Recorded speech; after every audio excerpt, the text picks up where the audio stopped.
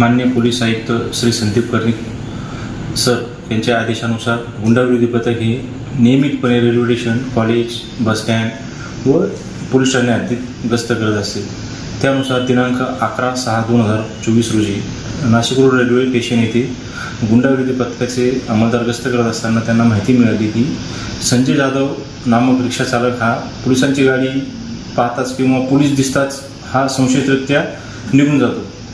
त्यानुसार आम्ही पोलीस अंमलदार प्रवीण चव्हाण व गणेश भागवत यांना आदेश दिला की तुम्ही संजय जाधव या इसमाचा शोध घ्या आणि त्याच्या हालचालीवर लक्ष ठेवा। आज रोजी तो संजय जाधव इसम हा देवळी कॅम्प परिसरात राहत असल्याची माहिती मिळाल्याने आम्ही तात्काळ सदरची माहिती DCP क्राईम श्री प्रशांत बच्चाव सर व ACP crime Shri Sandeep Mitke sir यांना देऊन त्यांच्या मार्गदर्शनाखाली संजय जाधव या इसमास देवळी कॅम्प परिसरातून ताब्यात घेतली। त्यास कार्यालयामध्ये आणून विचारपूस करता त्याचे नाव सुशील गोरख रामभूल बेद वय 34 वर्ष असे समजून आले।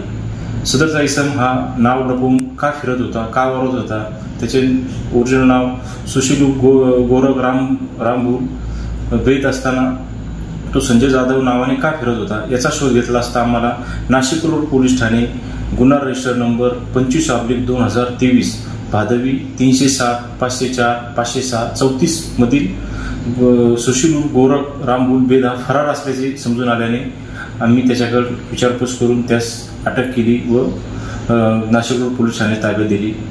माननीय पोलीस आयुक्त श्री संदीप कर्णिक सर यांनी गुंडाविरोधी पथकाला जो टास्क दिलेला आहे रेल्वे स्टेशन, बस स्टँड व कॉलेज व परिसरात गस्त करण्याबाबत यामध्ये आम्हाला हा 1.5 वर्षापासून फरार असलेला आरोपी मिळून आला आहे। सपनों से हर घर सजाएंगे, क्रॉकरी अप्लायंसेस ले आएंगे, हाउस होल्ड लाएंगे, प्रेजेंटेशन आर्टिकल्स ले आएंगे। सोनी गिफ्ट्स, शालीमार, नासिक।